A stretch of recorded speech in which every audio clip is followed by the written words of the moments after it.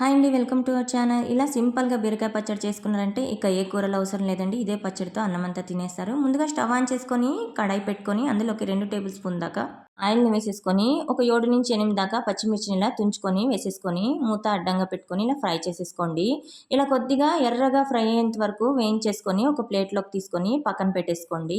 ఇప్పుడు ఇదే ఆయిల్లో ఇంకో 2 టేబుల్ స్పూన్ ఆయిల్ వేసేసుకొని ఇలా ఒక పావు కేజీ దాకా బీరకాయలని లైట్ గా తొక్కు తీసి సన్నగా కట్ చేసుకుని ఇందులోకి వేసేసుకోండి. అలాగే మీడియం సైజ్ టమోటాను కూడా ఇలా కట్ చేసుకొని ఇందులోకి వేసేసుకొని రుచికి సరిపడా ఉప్పును కూడా వేసేసుకొని బాగా ఇలా ఒకసారి ఈ ఉప్పు కలిసేలాగా ఫ్రై చేసేసుకొని మూత పెట్టేసి ఫ్లేమ్ ని లో ఫ్లేమ్ లో పెట్టుకొని ఒక 5 నుంచి 8 నిమిషాల దాకా ఇలా బాగా మెత్తగా మగ్గించుకోండి. ఇప్పుడు ఇందులోకి ఒక ఇంచంతా చింతపండుని బాగా వాష్ చేసుకొని ఇందులోకి వేసేసుకోండి. ఇప్పుడు ఒక 2 నిమిషాల దాకా ఇలా బాగా ఫ్రై చేసేసుకొని గరిటెతో ఇదిగోండి, మనకి ఇక్కడ టమోటా ముక్కలు బీరకాయ ముక్కలు కూడా బాగా సాఫ్ట్ గా ఉడికిపోయినాయి.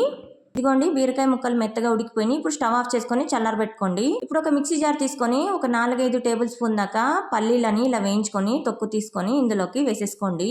ఇలా పల్లీలని వేసుకొని పచ్చడి చేసుకుంటే టేస్ట్ చాలా బాగుంటుందండి, బీరకాయ పచ్చడి. ఇప్పుడు మూత పెట్టేసి ఈ పల్లీలని పౌడర్ లాగా మిక్సీ పట్టేసుకొని మనం ముందుగా వేయించి పెట్టుకున్న పచ్చిమిర్చిని కూడా వేసేసుకొని మూత పెట్టేసి మళ్ళీ ఒకసారి మిక్సీ పట్టేసుకొని ఇందులోకే 4-5 వెల్లుల్లి రెబ్బల్ని వేసేసుకొని మనం ముందుగా వేయించి పెట్టుకున్న టమోటా బీరకాయ ముక్కలను కూడా వేసేసుకొని కచ్చా పచ్చగా మిక్సీ పట్టేసుకొని ఇలా 1 లేదా 2 టేబుల్ స్పూన్ దాకా కొత్తిమీరని లాస్ట్ లో వేసేసుకొని ఒక్క పల్స్ ఇవ్వండి, సరిపోతుంది. అంతేనండి, బీరకాయ పచ్చడి సింపుల్గా ఇక్కడ తయారైపోయింది. ఇంకా మీకు డీటెయిల్గా కావాలంటే మన యూట్యూబ్ ఛానల్లో ఫుల్ వీడియో ఉందండి, ఒకసారి చెక్ చేయండి. Thank you for watching. Please like చేయండి, షేర్ చేయండి, అలాగే సబ్స్క్రైబ్ చేసుకోండి.